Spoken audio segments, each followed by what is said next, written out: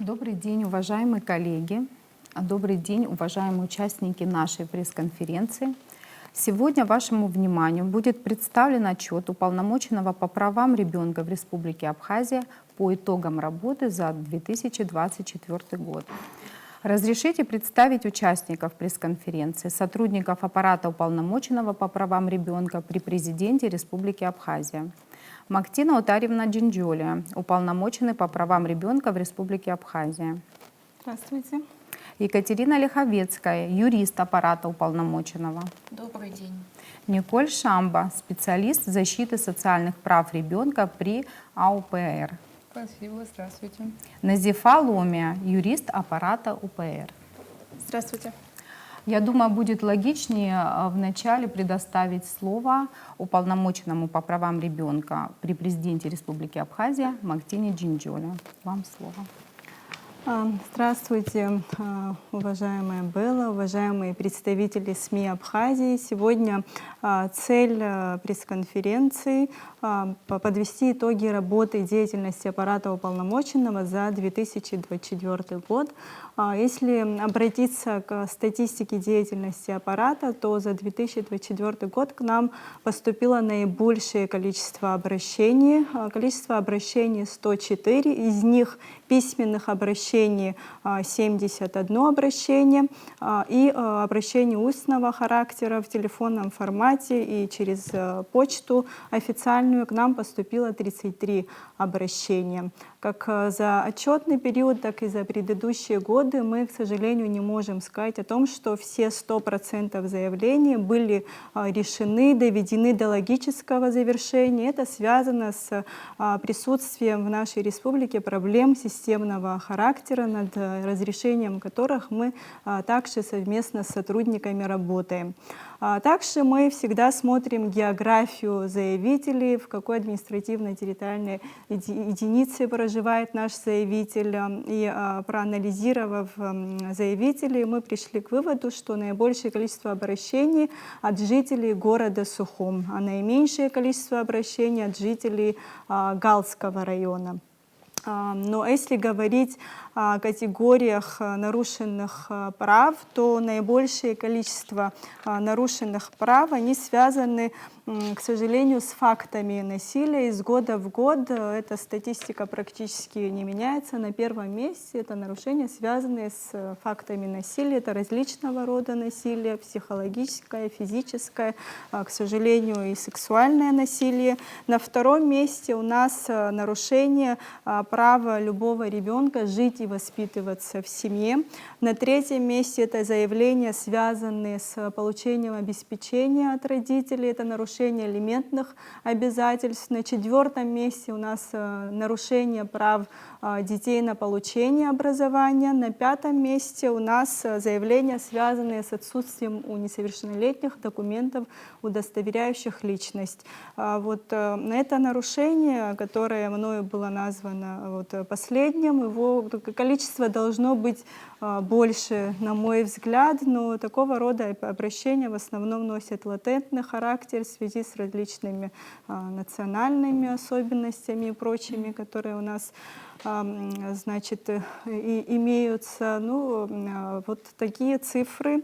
Также ежегодно мы выбираем приоритетные направления, над которыми мы работаем, в том числе за отчетный период также нами были выбраны приоритетные направления. Это, конечно же, нарушение различных пробелов в законодательстве, именно в сфере детства. Мы работаем и сейчас, и в отчетном периоде над созданием условий для развития альтернативных форм устройства ребенка. Также детей, которые находятся в сложных жизненных ситуациях, жизненных обстоятельствах. Также очень большую работу проводим мы просветительскую с детьми и молодежью, особенно в школах Абхазии. Мы очень часто встречаемся, различные классные уроки, классные часы проводим проводим. Также мы проводим работу, направленную на улучшение международного сотрудничества, особенно с уполномоченными Российской Федерации и в Республике Южная Осетия. У нас есть меморандум о сотрудничестве и взаимодействии с уполномоченным при президенте Российской Федерации, с уполномоченной при президенте Республики Южная Осетия. В рамках этих приоритетных направлений мы работали в отчетном периоде. Подробнее могут рассказать сотрудники или, может быть, у вас будут вопросы. Да, вот коллеги, пожалуйста, вопрос. Максина Шариф нас ей вебшим арза халка рыштует ауапсыра статистика из шазат гылит нас хараюн Коран биажгит и харак рхабхазара хира цуарза халка аква акалаке джоб хасгаштит и харак из шидцалу ярбан зцару яхаба хучка рукумчира агана халу мамамзарге ашхоква хатарашик зургуло шохква рымам зараума азара куи Шумаха и Харак Ругуицхо Ярбану. Наски Ирлас Нацхарара Ашцар Балшара Шумома. Это бупы идут за надара зара бзиоп, я харадзе кучизин хчара язго аппарат яд цалует хучи кумчра агана хала зара кодара зирачоп наски атачара зара коя хап атача нейлыцой рыцбойта хучи аналч тенхом амзарги абыч тенходара атача шала кахи янзымнейлек нас инеywet хара аппарата ашха убрегана хала усура халагоит яхарадзек и маншаланы хацбойт. Наски хучи насей вебшима документка нимам хопа толавойре язгу хагерт документка убурт хучи ям таны йоурцез усураки хацбойт. И вебшима зара копаха сызлачавяз яхарадзек насырхабхазара рачобн ирласна ацбара анхал шугоб тател хасны мацаре на хацбугоб ахаигоб мызла шуксла ацбара анхалам шо избана гузарей вебшим систем проблема ко нылхоб яра законы язгу хоб ихоб ата чара нас традиция хасабла ацбара яналога хавы харахусурач янхахо гихоб янах пархага хагихоб и вебшим атглазашако халойт бриза стара кухоб яра абырг цархейла крышха гяханео бри таачара зара корыцбара агана хала цхарара анхарту ихоб бриза зара кохац хразги обрезы ей вебшим механизм кохя хархоит ихоб нас зара коера азакван анбани шахом мацара ладзбарал шадзум брезы айчажара гахцоит яра таачара абигана хоман Гана Хёма, Хабат Шерхейла, Гана Хялома, и вебшима механизм каухия на урхо, а за радзбараги хайла схойт. Герташук скурчерпшня хозер яхар хабхазара мачхо басипшико фактко яхабнаса ходикум чрома таачара джейлабам карома яцлу якхо яхозер. Рхабхазара яцлет избана гзеревнизики випшибат биашукс хахуп швазар яра яхарадзек ирацны шухка хашка ярыштит и зеж шухкарыла и хаубегерт ашукска рхабхазара астобрезы яцлет схарц алшует уи яра мзыз яму аппарат шкёб скуяна гует абри аппарата аусура амчха яха шукцпхадзе хацна цуагузарге ует мамзарги яра азины лагара рхабхадзара ассистент проблема ко ахиго яхидзбам яхёзара ует амзыз Рачоп убрезы дарадзе итца туп абреззараква уягана хелаге ус хветаха акы алхны харама кяны скёп и вебшим факторква ирхёйт хаскуяна гуит. Табу. Мактина, расскажите, пожалуйста, о судьбе кризисного центра. Мы знаем, что некоторое время назад возникли сложности с помещением, но вот сейчас, в данный момент, правительство оказало поддержку, да, до сентября. А какова его судьба в дальнейшем? И вообще, как вы оцениваете, да, существование подобного центра в Абхазии? Спасибо. Ну, мы всей командой с первого дня работы аппарата работаем над тем, чтобы альтернативные формы устройства детей в сложных жизненных ситуациях, они стали реализовываться и заработали в Абхазии, так как изначально мы столкнулись с разными случаями, когда необходимо было изъять ребенка из семьи в целях его безопасности, для его жизни и здоровья, а некуда было его помещать. Не было патронатных семей, не было кризисных центров, и доходила ситуация до того, что сотрудники органа опеки, либо сотрудники подразделения по делам несовершеннолетних, та же всеми известная Кама Гопи, забирали домой к себе для того, чтобы ребенка не оставлять в опасности и на улице. Необходимость такого центра, она не поддается сомнению. С первых дней мы совместно с Министерством соцобеспечения и демографической политики при поддержке Кабинета министров была создана рабочая группа, и в рамках рабочей группы юрист наш работал над созданием, я и все члены рабочей группы, над созданием нормативно-правовой базы. Нормативно-правовая база была создана, однако как государственный кризисный центр этот проект не был реализован. Однако есть хорошая новость, про которую все, я думаю, многие уже знают, о том, что на базе благотворительной общественной организации «Панорама» кризисный центр был открыт в апреле прошлого года, и тот факт о том, что порядка 30 детей, уже более 30 детей побывало в этом кризисном центре, и дети находятся по сей день, говорит о том, что наличие такого центра, оно необходимо.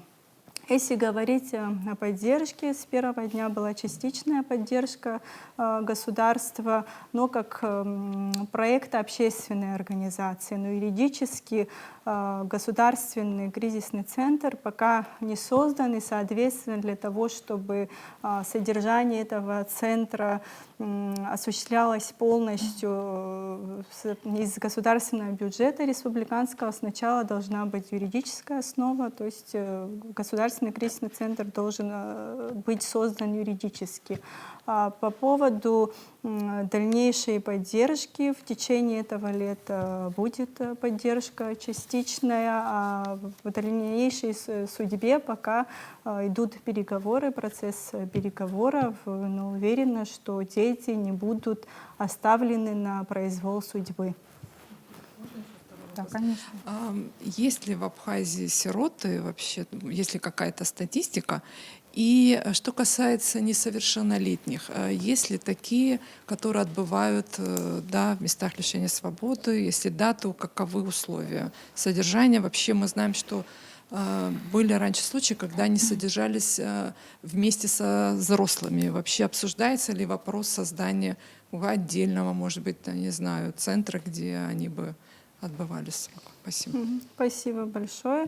Сироты в Абхазии, конечно, есть, но чаще всего рассматривается вариант расширенной семьи, их размещение. Обычно опеку оформляют у нас члены семьи, родственники, тети, дяди, двоюродные братья, двоюродные дяди, и очень редко они остаются без опеки и попечения. По поводу несовершеннолетних, отбывающих наказание в местах лишения свободы, за нашу практику было порядка 10 случаев, и с каждым из подростков я встречалась лично.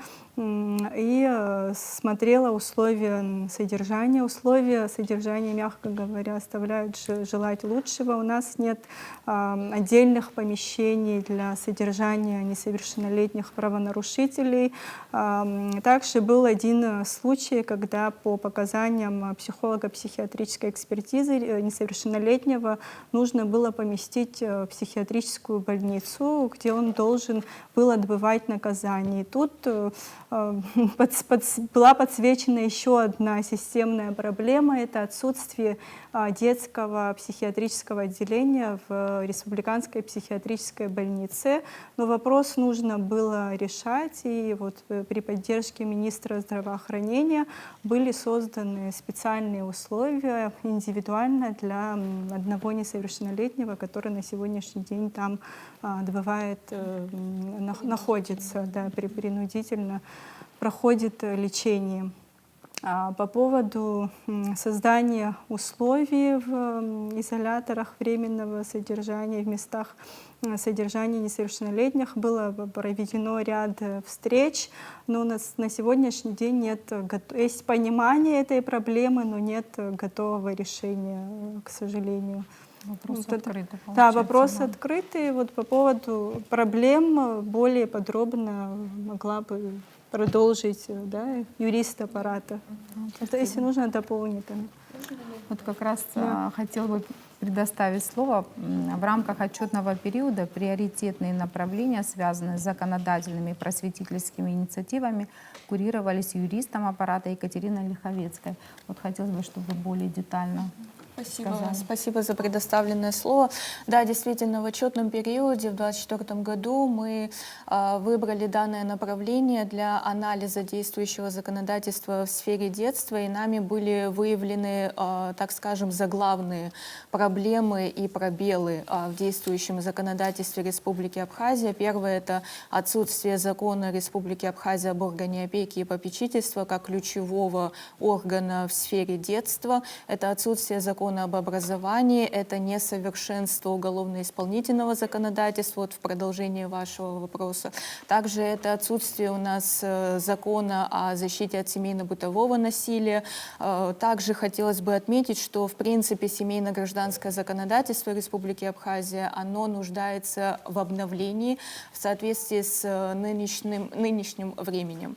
Но если перейти к раскрытию конкретных направлений, то мы делали большой акцент в 2024 году на реформирование структуры органа опеки и попечительства. Нами было направлено достаточно обширное исходящее обращение на имя экс-премьер-министра Республики Абхазия с указанием всех имеющихся проблем в работе опеки и попечительства и инициированием совместной работы с Кабинетом министров для устранения подобных проблем. Данное исходящее обращение было рассмотрено, в результате чего были проведены соответствующие рабочие встречи. Было принято решение совместно с другими участниками о начале работы, во-первых, рабочей группы, в рамках которой, соответственно, создавались бы два законопроекта. Первое — это законопроект о внесении изменений или дополнений в действующее семейное законодательство, и второе — это законопроект об органе опеки и попечительства. Данная работа у нас при правительстве Республики Абхазия является активной в настоящее время. Что касается, я сказала о том, что у нас отсутствует закон об образовании. Да, к сожалению, в настоящее время он не принят, но мы пришли к выводу, вернее, мы перешли к анализу наших заявлений, и действительно очень много детей нарушают их право на образование нарушается ввиду того, что у них есть определенные ограниченные возможности их здоровья. И мы приняли такое решение, что необходимо создать хотя бы подзаконную основу данного права. И в начале 2024 года нами была проведена встреча с Министерством просвещения с инициированием начала работы над положением об организации инклюзивного образования в образовательных учреждениях Республики Абхазия. Данное направление было Министерством просвещения поддержано. И в течение всего отчетного периода мы проводили множество встреч с руководством Министерства просвещения, с юридическим отделом для того, чтобы создать согласованный проект данного подзаконного акта. И в настоящее время он находится на рассмотрении в юридическом отделе Министерства просвещения. Данная работа также является активной. Что касается, возвращаясь к вашему вопросу относительно уголовно-исполнительного законодательства, да, эта проблема есть действительно, и неоднократно она была освещена в публичном пространстве. У нас отсутствует пенитенциарная система отправления наказания. Если, допустим, какой-то несовершеннолетний совершил какой-либо проступок, то, получается, он вынужден отбывать срок своего наказания вместе с взрослыми правонарушителями. Да, конечно, сейчас есть определенный принцип гуманности, что детей помещают по признаку их пола, вероисповедания и так далее, национального, конечно же. Но это также, понятное дело, не является достаточным. И мы, как и было ранее сказано уполномоченным, мы считаем, что необходимо начинать работу над созданием пенитенциарной системы отбывания наказания именно для несовершеннолетних. А это влечет за собой изменение уголовно-исполнительного, уголовно-процессуального законодательства Республики Абхазия. Если очень вкратце, то такие Спасибо. Может, такой вопросы, коллеги, кто-то хочет задать? Нет. Поддержка функционирования альтернативных форм устройства детей в трудной жизненной ситуации, а именно кризисного центра и программы патронатного воспитания, является немаловажным приоритетным направлением работы аппарата. Слово предоставляется специалисту защиты социальных прав ребенка Николь Шамба, которая расскажет более подробно об этом.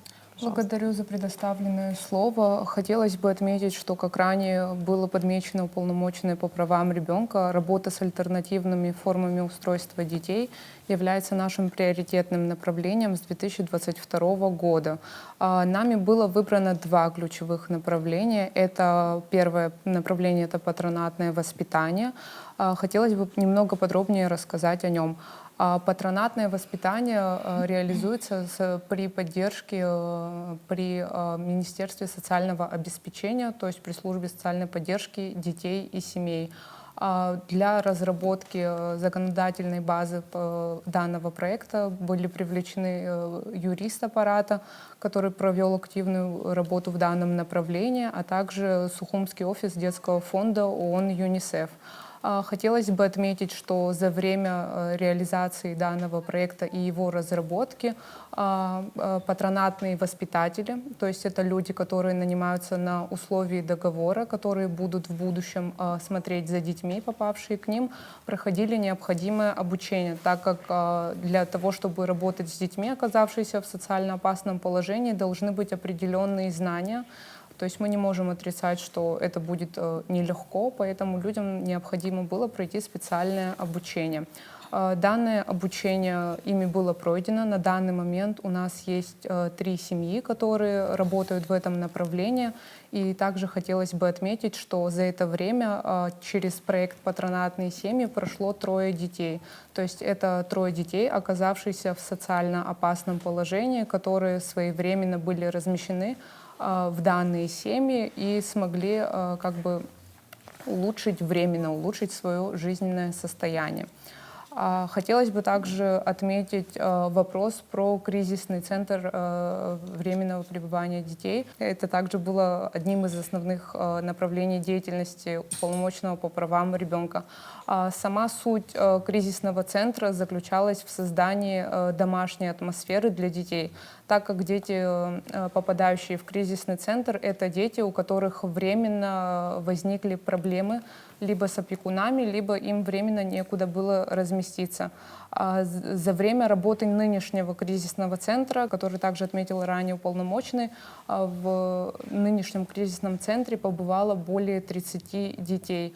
За время работы кризисного центра дети получали также психологическую поддержку и просто шанс на спокойное детство. Данный кризисный центр рассчитан на то, чтобы давать органам время для решения вопроса, да, то есть дети туда попадают из-за сложностей в семье. Для того, чтобы разрешить эти сложности, необходимо время для органов, которые, допустим, это, например, документы, да. Если у детей отсутствуют документы, то необходимо там время для организации, или, допустим, один из родителей или основной опекун попадает в больницу. То есть, если за детьми некому присмотреть, то к этому уже подключается кризисный центр. И это также было одним из основных направлений нашей деятельности. Благодарю за внимание. Спасибо. Вопросы, коллеги, есть? Ну, насколько нам известно, бессрочным приоритетным направлением аппарата является работа с обращениями граждан. Хотелось бы услышать мнение юриста аппарата уполномоченного по правам ребенка Назифы Ломи. Расскажите. Спасибо за предоставленное слово. Работа аппарата уполномоченного по правам ребенка в Республике Абхазия — это защита, важный аспект защиты прав и законных интересов несовершеннолетних. Именно обращения являются маркерами, указывающими на соответствующую проблему. Необходимо подчеркнуть, что Республика Абхазия, как и многие другие страны, сталкивается с проблемой насилия в отношении несовершеннолетних. Это явление представляет собой серьезную угрозу для устойчивого развития общества, подрывая основы института семьи и фундаментальные права ребенка. К основным формам насилия, выявленным за отчетный период, можно отнести это физическое насилие, психологическое насилие, посягательство на половую неприкосновенность, а также пренебрежение нуждами. Хотела бы привести пример из практики аппарата уполномоченного по правам ребенка за отчетный период. В аппарат по правам ребенка поступило устное заявление от правоохранительных органов о том, что у несовершеннолетнем, у которого биологическая мама умерла, а биологический отец систематически совершал противоправные действия в отношении своего сына, предусмотренные статьей 127 Уголовного кодекса Республики Абхазия. Эти обстоятельства предполагали невозможность дальнейшего проживания отца и сына.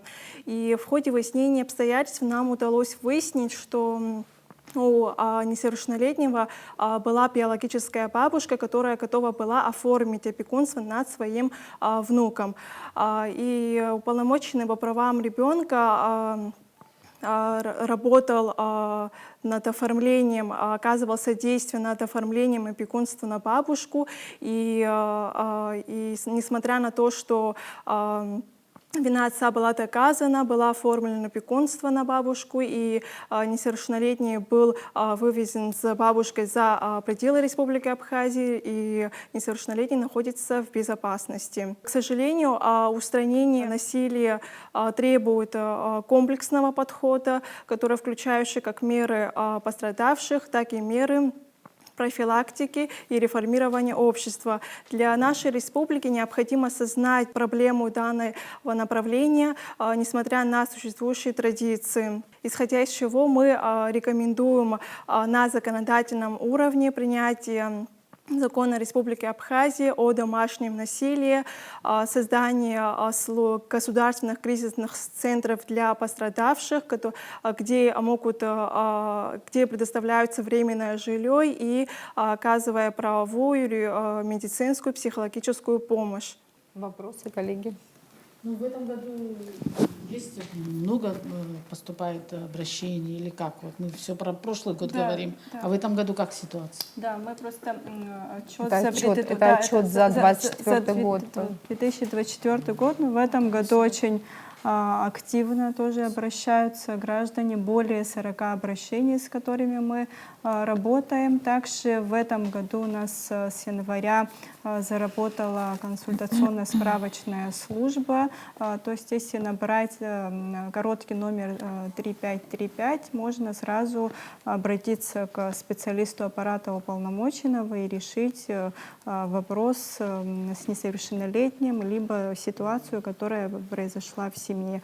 А если говорить о справочной консультационной службе, то за 6 месяцев 37 обращений было. В основном они касались различных разрешения алиментных обязательств, когда нарушают родители, один из родителей. Также различные семейные вопросы оформления документации ребенка, нарушение права ребенка на образование. Ну, в основном вот эти 3 категории мы выбрали, если говорить именно справочной службе. Если говорить об общем количестве обращений, выделить категорию, также в этом году превалирует обращения касаемо семейно-бытовых споров, а также обращения, связанные со случаями насилия физического, психологического, также неисполнения родителями обязательств в отношении своих детей. В основном из года в год категории обращения не меняются, но количество обращений увеличивается. Вот в этом году пока вот более 40 обращений общих и 37 обращений в справочно-консультационную службу. Чем вы объясните обращение? И именно вы отметили, что в Сухуми больше. И Сухуми больше, чем из других районов. Я думаю, что это связано и с плотностью населения, и с удобством географическим. Возможно, из Галского района, из Гагарского сложнее. Они обращаются в основном в местные службы, в органы опеки, в милицию, в прокуратуру. А географически удобнее жителям города Сухум обратиться и к уполномоченной. Но не все знают, что можно ко мне обратиться и в телефонном формате, и на почту отправить заявление, хотя мы просветительскую работу ведем, информируем о возможностях, но чаще всего люди думают, что именно личный прием обязателен и лично необходимо донести документ. Ну, надо, значит, больше, значит, в этом направлении работать, информировать о способах обращения, о том, что мы думаем, о том, чтобы создавать удобство заявителям, чтобы каждый запрос он был услышан и не обязательно физически доходить до офиса.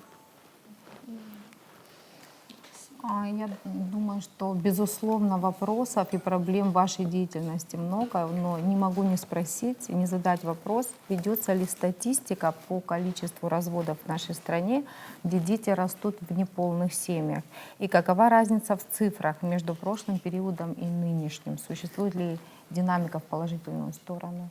К сожалению, количество разводов в последнее время растет. Мы, когда готовили отчет уполномоченного за 2024 год, запрашивали информацию и в госстатистике, и в органах ЗАГСа, и получили цифры, которые нас очень удивили. Я даже выписала их вот за 2023 год и за 2024.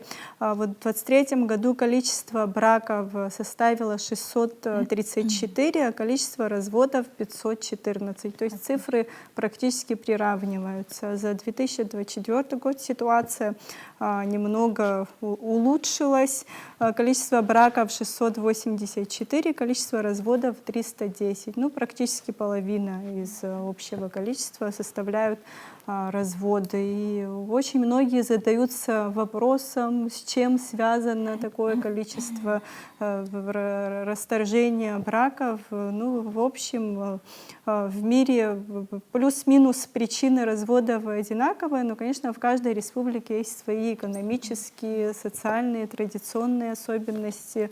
Я думаю, что это различные вопросы социально-экономического характера, когда возникают бытовые вопросы, когда безработица, недостаточная заработная плата, отсутствие достаточной господдержки, особенно когда появляются дети многодетным семьям, нет материнского капитала, уровень пособий оставляет, мягко говоря, желать лучшего. Различные культурные факторы также влияют на значит, эту статистику, когда влияние культур других в мире, мы все взаимодействуем, все меняется, соответственно, и семейные ценности у нас начинают меняться. Думаю, что в этом направлении на государственном уровне необходимо проводить серьезную аналитику, серьезную работу, и необходима реализация социальных проектов, социальных пакетов по поддержке молодых семей, семей, многодетных семей. Нужно поощрять рождаемость в нашей республике, так как от этого зависит будущее нашей республики, да, будущее демографии, вообще вопрос национальной безопасности, можно сказать. Это зависит от того, насколько мы будем поддерживать наши семьи, семейные ценности. В этом направлении необходимо проводить серьезную работу всем нам, особенно людям, которые работают в таких сферах, связанных с семьями, с благополучием семей, детей и с будущими поколениями. Спасибо вам, участникам нашей пресс-конференции. Спасибо вам, коллеги, за то, что приняли приглашение. Благодарю вас. До свидания.